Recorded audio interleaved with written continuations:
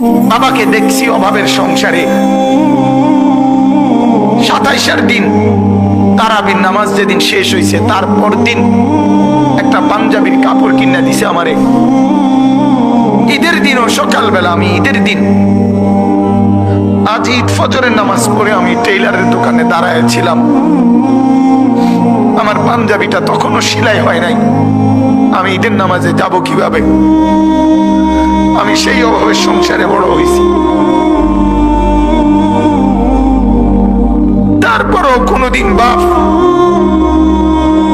অবৈধ রোজগারের পিছনে যায় না। এক মসজিদের ইমামতি করছে 43 বছর। আব্বা এক মসজিদে নামাজ পড়াইছে, এক মসজিদ। 43 বছর এক মসজিদের ইমাম ছিল আমার বাপ।